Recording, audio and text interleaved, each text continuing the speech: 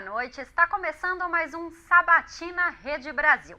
Como você vem acompanhando, esta semana nós estamos entrevistando os 6 candidatos ao governo do estado do Paraná. As entrevistas foram feitas através de sorteio e as regras definidas junto com os representantes de cada partido. Nós estamos aqui hoje com o Gier Buck, do PSL. Seja muito bem-vindo, Gier. Boa noite, muito obrigado. Boa noite. O senhor vai ter, a partir de agora, 27 minutos, com 1 minuto de consideração. O seu tempo começa a valer agora. Oi. Boa noite a todos. Eu queria, de forma especial, me dirigir a Camila Smith, agradecer a gentileza do convite e queria também gastar um instante do meu tempo para dizer da minha alegria e da minha satisfação pessoal, desvinculando da minha candidatura e vinculando a minha história de vida. Há 11 anos atrás, eu tive a subida honra pessoal de dizer o primeiro boa noite na Rede Brasil de televisão, por deferência de meu amigo Dr. Marcos Tolentino, que é o diretor-presidente deste grupo.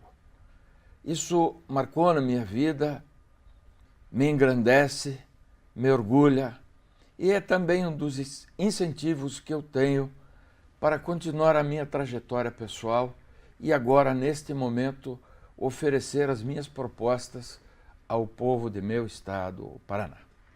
Seja muito bem-vindo novamente. Hoje é uma Obrigado. honra estar aqui com você.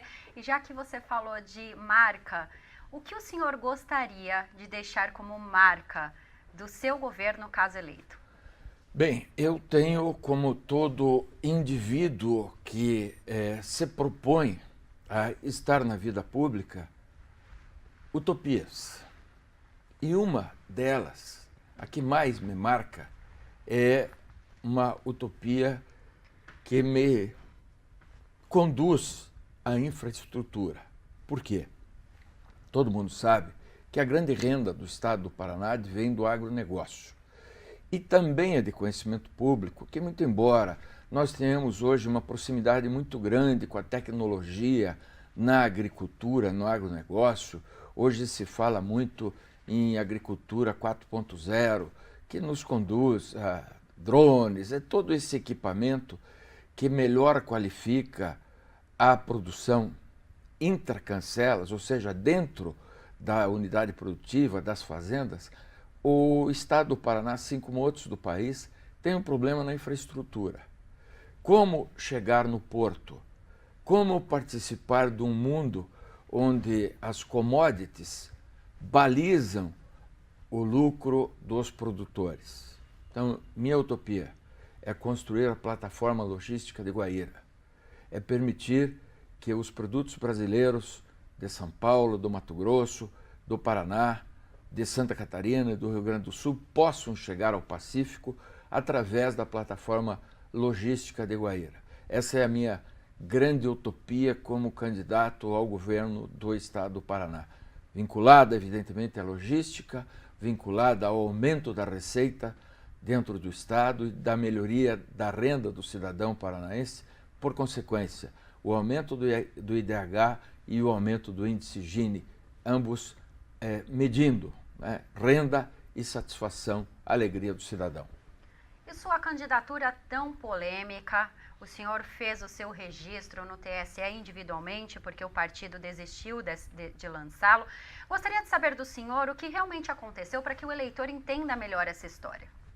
É o seguinte, o partido, após formalizar o convite, após formalizar a indicação em convenção partidária, alguns dias depois resolveu apoiar outro candidato, ainda que num primeiro momento de forma velada, etc. Mas hoje todo mundo sabe que as lideranças do meu partido, Fernando Francischini, a mulher dele, que é presidente da Executiva Regional, e outras figuras ligadas ao partido, estão fazendo campanha para um adversário meu aqui no Paraná, que, por sinal, até outro dia apoiava Álvaro Fernandes Dias. Agora já cerca o muro do Jair Messias Bolsonaro. a política ainda é feita em alguns locais como há 50 ou 100 anos atrás, o que é absolutamente desastroso, porque meu adversário diz que quer ser o símbolo da nova política. Assim, representa o que há de mais retrógrado na política brasileira. E eu lastimo que meu partido não tenha tido a firmeza moral e ideológica para manter a nossa candidatura, tendo em vista que quem defende ideologicamente o candidato Bolsonaro sou eu. Mas acho que isso é muito didático e muito importante. E acho mais que, na verdade, as traições, elas vêm desde Adão e Eva. E todos nós somos seres humanos, nos acostumamos a vivenciar episódios de traição. Mas tenha certeza, telespectador, a traição é punida de forma absolutamente rigorosa. Quando ela não é punida de forma imediata, no período eleitoral, ela é punida no decorrer do período. Eu me mantenho firme, me mantenho focado no que pretendo fazer, que é oferecer ao Paraná uma proposta séria de administração, vinculada com o orçamento que será vivenciado pelo cidadão do Paraná. Eu cansei de políticos que no período eleitoral prometem, e depois de cansar, prometem de novo. Aí registram grandes planos de governo, vão até cartórios registrar seus planos de governo. Isso aconteceu com o governador que é muito ligado ao meu adversário, que hoje está costeando o muro do Bolsonaro. Ele foi lá, registrou, etc., disse que o melhor estava por vir, o melhor não estava por vir, e o governador já foi aprisionado, lastimavelmente. É uma vergonha para o Paraná isso, mas é um fato. E daqui a pouco é capaz de voltar para cumprir um período prisional. O Brasil precisa esquecer disso. Nós precisamos ultrapassar essa questão. Ser honesto, acho que é uma obrigação. De repente virou uma qualidade a ser exaltada. Não é. Ser honesto é obrigatório para homens e mulheres que se pretendam dignos. Eu até iria citar sobre o Beto Richa, mas a gente fala daqui a pouco. Eu ainda quero saber sobre a sua candidatura. Como o senhor se sente neste momento, nesta briga, se a gente pode usar esse termo, pela sua candidatura? Estimulado. Quem me conhece sabe quanto eu sou resiliente, quanto eu luto pelas coisas. Elas nunca foram fáceis para mim. Aliás, o telespectador que está acompanhando a entrevista também não tem uma vida fácil. Ninguém tem. De sorte que ser provado mais uma vez, na idade que tenho hoje, eu tenho 66 anos, para mim é um privilégio, porque é a chance de mostrar de que material eu sou feito. Agora, então, nós falamos do ex-governador Beto Richa, que foi preso neste mês. O senhor acredita que muda alguma coisa no quadro eleitoral esta prisão? Bem, ontem nós tivemos acesso a uma pesquisa, que aliás eu impugnei, do Ibope, porque eu não confio no Ibope, mas de qualquer maneira tivemos acesso, é um parâmetro, e nessa pesquisa a queda do ex-governador é absolutamente brutal, que deixa claro que ele terá gravíssimos problemas para a sua eleição ao Senado. De qualquer maneira, eu imagino que o povo brasileiro tem nessa eleição de 7 de outubro uma enorme oportunidade de dizer se apoia ou não figuras como Moro, Dallagnol, como a Lava Jato, como tudo que se faz no Brasil para passar o Brasil a limpo. As pesquisas não estão demonstrando que as pessoas entenderam o que é importante para o país, porque existem inúmeras figuras carimbadas como delinquentes que são candidatos. E aí é uma coisa que me constrange, porque o meu partido impugna a mim, exatamente um indivíduo que foi examinado pelo Banco Central da República e que tem uma ficha absolutamente limpa. Mas essa dicotomia comportamental na política e às vezes na cabeça do eleitor me assusta, porque Não é possível que elementos que estejam usando a famosa pulseira Cartier de pulso, que é algema, né, possam ter boa receptividade eleitoral, mas continuam tendo. Então eu acho que o povo não entendeu ainda como é importante mudar o establishment, mudar o status quo que existe nesse país. Eu espero que até 7 de outubro as pessoas acordem. Com certeza. E agora eu gostaria de saber do senhor, o senhor se diz defensor do candidato à presidência, o seu partido, Jair Bolsonaro. O senhor já teve a oportunidade de conversar com ele? Acho que mais ou menos 1 minuto e meio. Quando ele veio a Curitiba, participamos de um almoço onde ele estava presente, conversei muito rapidamente com ele. Desse episódio rapidíssimo, tive uma impressão inicial boa. Ele era um café da manhã, ele passou por uma mesa onde algumas senhoras estavam nesse café que foram convidadas por mim, e estas senhoras manifestaram apreço pela educação dele, porque já naquele momento havia essa guerra de mídia, que o Bolsonaro isso, o Bolsonaro aquilo. Eu acho que ele não tem nenhum compromisso comigo e eu não tenho nenhum compromisso com ele. Ele tem compromisso com o Brasil, eu tenho compromisso com o Paraná. Para ele é o Brasil acima de tudo, Deus acima de todos. Para mim, Paraná acima de tudo, Deus acima de todos. Ele tem uma série de visões de Brasil, eu tenho visões de Paraná. Nossas visões são similares. Eu acredito no Estado enxuto, ele acredita no Estado Nacional enxuto. Eu sou conservador nos costumes, ele também. Ele é liberal na economia e da mesma sorte eu.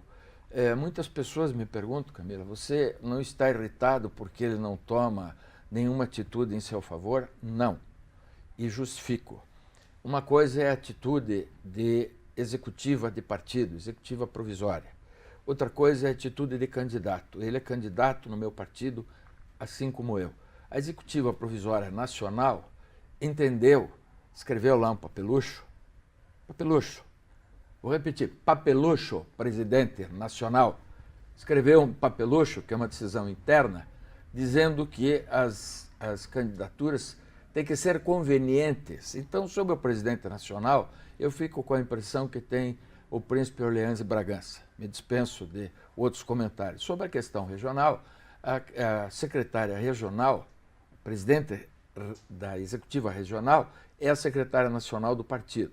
Então ela também se perfilhou, o presidente escreveu esse papelucho, dizendo que a minha candidatura, como eu já disse, era inconveniente. Eu não posso constranger meu candidato a presidente com os negócios que estão sendo feitos por gente que é de provisória. Provisória, como a gente sabe, e o próprio nome indica, tem tempo certo para acabar. Nós vamos eleger o nosso candidato a presidente da República, nós acreditamos na nossa campanha, nós temos um futuro para vivenciar no Brasil. Esta é a velha política que nós precisamos eliminar. O meu partido está praticando a velha política, apesar de ser líder na pesquisa nacional com o candidato a presidente. Então são coisas difíceis de entender, mas não são difíceis de enfrentar. Privatização das estatais, o senhor é a favor ou contra? Eu sou liberal, como disse, na economia e, portanto, sou francamente favorável a privatizar tudo aqui no Paraná que eu puder privatizar. Qualquer economia mundial que esteja em crescimento, com 3,5% ou mais de crescimento anual no PIB, enxugou o Estado, diminuiu a participação do Estado leviatã, o Estado obesiano, e passou a valorizar o capitalismo. Eu não acredito em distribuição de pobreza. Eu acredito em gerar riqueza e distribuir riqueza. Eu quero aumentar a base tributária do Estado do Paraná, com mais gente empreendendo, mais gente recolhendo impostos e diminuir a alíquota de impostos onde eu puder diminuir. Muita gente me diz, mas a Copel é a joia da coroa aqui no Estado do Paraná, você vai privatizar? Vou. Por quê? Porque o Estado não tem que competir, o Estado, mesmo competindo naquelas situações onde ele detém a exploração de um serviço sem nenhuma competição, é incompetente. A Copel, que é a dita joia da coroa, tem um débito muito claro no seu orçamento. Então, o que eu quero fazer? Eu quero privatizar, eu quero permitir que mais de uma empresa participe da distribuição e da geração de energia elétrica, eu quero procurar as novas fontes de energia elétrica, certo? As fontes sustentáveis, quero vislumbrar o crescimento da produção de energia elétrica sob o ponto de vista da energia eólica, sob o ponto de vista da energia solar, quero eliminar esta produção de única fonte que existe aqui no meu estado, eu quero aumentar a participação das companhias, que serão mais de uma certamente, porque elas virão do mercado, permitindo com a competição que eu ofereça uma tarifa mais baixa. Bem, quero lembrar que a Copel, por exemplo, é a maior arrecadadora de ICMS do estado. E aí existe aquela velha situação. Ah, bom, você vai diminuir a arrecadação porque ela, afinal de contas, é a que mais arrecada. Eu disse no preâmbulo da minha resposta que eu iria diminuir o custo da energia elétrica e vou diminuir também o custo da água, da Sanepar. Como? Promovendo a competição entre as empresas que o Estado normatizará a sua competição e o exercício da produção desses dois bens fundamentais para a vida de cada um de nós. O senhor defendeu aqui a privatização. Temos hoje o problema dos pedágios muito forte aqui no estado e os contratos que devem terminar em 2021. O senhor pretende renovar estes contratos? De forma alguma. O que eu pretendo é cobrar das pedageiras que estão aí que cumpram o contrato original que foi formalizado há 22 anos atrás.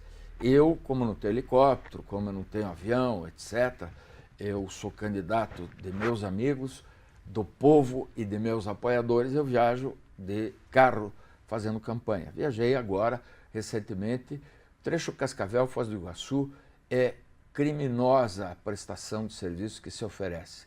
A estrada ainda não está duplicada entre essas duas maravilhosas e fundamentais cidades do meu estado. Lembrando que Foz do Iguaçu é o segundo portal turístico do país. Muito bem, o que as pedageiras vão ter que fazer? Elas vão ter que me entregar as obras que elas contrataram há 22 anos atrás. Ah, mas se não entregarem até o encerramento dos contratos, não tem problema, eu vou cobrar deles para sempre. O contrato se encerra, eu vou chamar a sociedade para uma discussão amadurecida, porque a sociedade já conhece a prestação de serviços de pedágio. Chamando a sociedade, eu vou construir um formato de pedágio que interesse ao usuário e que interesse também ao mercado. E aí vamos fazer uma licitação internacional. Mas eu queria dizer para vocês o seguinte, 2/3 do preço do pedágio, dessa TIR, que é a famosa equação que é oferecida ao cidadão para justificar o lucro da pedageira, são representados exatamente pelo preço dos serviços. Eu quero oferecer um pedágio misto, que implique na aplicação de capital e na aplicação da renovação de piso, etc. e tal, por parte da empreiteira. E os serviços deverão ser prestados pelo Estado. O Estado tem estrutura para prestar esses serviços médios, serviços de remoção, etc. Com isso eu baixo 2/3 do preço do pedágio. Por exemplo, o pedágio de Curitiba para o litoral, com essa estratégia eu baixaria hoje para R$5. Então hoje você paga 20 para ir e 20 para voltar. E eu, aplicando essa estratégia, cobraria do cidadão 5 para ir, 5 para voltar.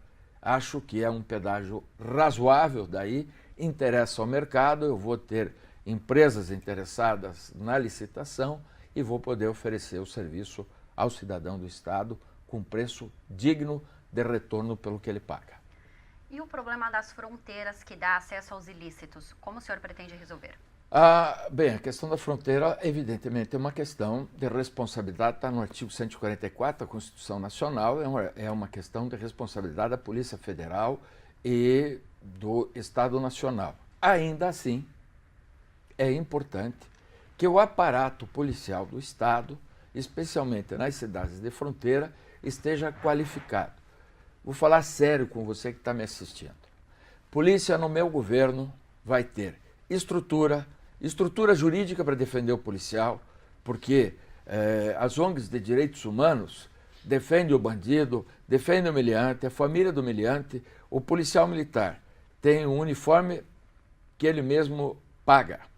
O policial militar tem colete vencido, tem arma que vem de licitação e tem que competir com o meliante que tem arma que veio de Israel, etc., exatamente pelo furo das fronteiras, né? Que as armas passam especialmente pela fronteira do Paraná e vão para São Paulo, para o Rio de Janeiro. Minha polícia vai ser forte. Eu vou aumentar o efetivo. Eu vou qualificar os homens da polícia militar com constante treinamento, inclusive de tiro, porque eles não estão sendo treinados porque não tem nem colete. Imagine se tem estande para treinamento, né? A Polícia Civil, que é a Polícia Judiciária, também será qualificada, mas com relação ao policiamento ostensivo, zona de fronteira e tudo mais, a polícia tem que ter ordem do seu chefe, do seu governante, para enfrentar o bandido como deve enfrentar. E eu sei que eventuais defensores de direitos humanos me dirão, mas o que você está propondo, que a polícia sente o aço? Eu estou propondo que sente o aço, sim, porque eu quero que o cidadão do Paraná se sinta seguro, que possa sair de casa, que possa ir ao teatro, ao cinema, que possa sair à noite, que possa se sentir na sua cidade como se em casa estivesse, porque os nossos municípios são as nossas casas. Hoje nós somos reféns da criminalidade. Isto tem que ter um basta, e comigo terá. Eu terei a responsabilidade de promover o concurso para mais policiais. O nosso efetivo aqui no Paraná ainda é o de 2006, o similar a 2006, nós tínhamos 7 milhões de habitantes, hoje temos 11 e temos o mesmo número de policiais militares na ativa. Isso é inconveniente, isso não resolve a sensação de segurança que o cidadão precisa ter, porque o policiamento tem que ser ostensivo. Vamos ter ordem para sentar o aço? Sim, gostem ou não, aqueles que acham que os criminosos têm que ser privilegiados. Não comigo. Comigo, o criminoso tem que ir para a cadeia e cumprir as penas que a legislação brasileira determina. O senhor se referiu aos policiais, vamos então nos referir aos presos. Alguns dados. Hoje o estado do Paraná tem pouco mais de 11 mil presos, 270 cidades sem delegacias e existe um projeto de construir 14 presídios que comportariam 6 mil presos. O número não bate, você deve concordar comigo. Gostaria de saber do senhor o que o senhor pretende fazer com essa leva de presos e essa falta de comportar, né, todos eles. Veja, esse é um problema seríssimo, porque o Paraná perdeu muito dinheiro do fundo penitenciário, né? O Paraná não fez os projetos que deveria fazer. Porque é preciso deixar claro que é assim, ó, você faz o projeto sobe, não sei o quê, você constrói a obra de alvenaria com dinheiro do governo federal. Só que um presídio não é simplesmente uma obra de alvenaria. Não basta determinar o número de locais para o preso cumprir a sua pena. Você tem que ter a estrutura médica, você tem que ter a hotelaria para o preso, você tem que ter a estrutura psicológica, você tem que ter a estrutura odontológica, alimentação, enfim. Comigo a solução é simples, eu vou privatizar os presídios. Eu sei que os agentes penitenciários não gostam muito desta ideia. Eu discuti com profundidade isso com eles. E eles são absolutamente contra essa ideia. Eu quero dizer aos agentes penitenciários que a expertise que eles têm não pode ser jogada fora. Portanto, quando eu modelar a privatização, porque a privatização é o seguinte, você vai conceder alguma coisa para alguém. E daí, quando você concede, você diz para o mercado como é que você quer fazer essa concessão. Obviamente, eu não posso dispensar agentes penitenciários com 10 anos de serviço, né, que tem o conhecimento sobre o assunto, tem a história e que permitirão às empresas privadas que absorvam essa história. Eu quero fazer aqui uma colocação para o cidadão. Eu falei com o agente penitenciário que está há 10 anos no sistema. Quando ele entrou, 300 presos prestavam serviço para o PCC. Dessa massa carcerária que a senhora se referiu, são 27 mil presos, na verdade, já 3 mil são associados do PCC, trabalham dentro do presídio para o PCC. Nós precisamos eliminar esse estado paralelo. Eu sei que é bastante arriscado assumir essa responsabilidade e dizer isso publicamente, mas eu queria dizer o seguinte, quem tem medo de enfrentar a vida, é melhor ficar na cama que é lugar quente. Então ninguém pode se oferecer ao seu estado, à sua gente, para ter medo do enfrentamento. Nós precisamos desconstruir as quadrilhas que estão dentro dos presídios e que estão fora dos presídios. Então, essa interligação que existe é perigosíssima para a sociedade. Nós estamos vivendo esse estado paralelo e os governadores de estado. É por isso que você tem que votar em mim aqui no Paraná, porque sou eu o homem que vou representar o Paraná junto ao Bolsonaro, né? Presta atenção nisso. 17, sou eu. Então, nós precisamos ter uma política pública nacional e regional para enfrentar esse problema. Vou privatizar, porque no meu governo o preso vai ter que trabalhar, amigo. Certo? Eu acho de uma imoralidade absurda que o preso, aquele que transgrediu a regra social, receba bolsa, receba visita familiar, receba mais não sei o quê, em contrapartida o homem de bem fica trabalhando as horas que trabalha, tem dificuldade para chegar no emprego e ganha um salário mínimo. Eu não quero premiar o preso, eu quero que o preso cumpra a sua responsabilidade com a sociedade. Ou seja, que ele cumpra a sua pena e aí sim, em cumprimento da pena, ele estará ressocializado com profissão, educação e deverá ser recebido outra vez no seio da sociedade. Qual o seu posicionamento em relação a porte de arma? Eu sou totalmente a favor, aliás, o Brasil sempre permitiu o porte de arma. Depois inventou-se, já é uma coisa dos tucanos, etc., inventou-se o desarmamento do cidadão como forma de pacificar a cidadania. Isso foi um erro histórico. Aí me dizem, se armar o cidadão, os brasileiros vão morrer. Bom, se fosse assim, teriam morrido todos até 1988, 89, porque até então todo mundo podia ter porte de arma. Então vamos parar de brincar, né? O porte de arma deve ser retomado, os homens devem poder decidir se usarão ou não arma em determinadas situações e determinadas regras. Claro que eu não quero armar a cidadania que nem os bandidos se armam, né? Porque eles estão fortemente armados e aí ninguém se preocupa com isso. Agora quer se preocupar com o cidadão? Isso é uma hipocrisia que me ofende. Tá certo, candidato. Então o senhor poderia explanar um pouco mais quais são os seus planos de governo na área de segurança pública? Eu vou tentar ser muito rápido, porque meu tempo está se esgotando, né?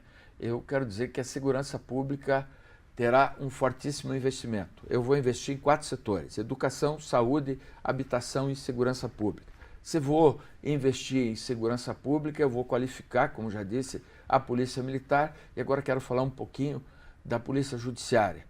Nos faltam delegados em inúmeros municípios, nos faltam escrivães, e a polícia se dedica nesse momento a cuidar de preso, porque tem muito preso em delegacia. Candidato, desculpe, eu vou precisar interromper para poder te dar um minutinho final que o senhor vai ter a partir de agora. Então, por favor, diga para o eleitor o Paraná que ele pode esperar. Você pode esperar um Paraná com um Estado menor, com menos participação do Estado na competição no mercado, com uma prestação de serviços naquilo que é constitucional e que é a obrigação do Estado, com qualidade. Para isso, eu peço a você, no dia 7 de outubro, vote o G-Book 17 para governador, me ajude a construir um Brasil similar ao Paraná. Vote 17 para presidente da República. E lembre, Paraná acima de tudo, Deus acima de todos, Muitíssimo obrigado, Camila. Muitíssimo Obrigada obrigado a você, à Rede candidato. Brasil pela oportunidade que me deu. Boa noite. Agradecemos a sua presença aqui, candidato. Amanhã você acompanha a entrevista com Cida Borghetti. Nós ficamos por aqui. Uma boa noite para você.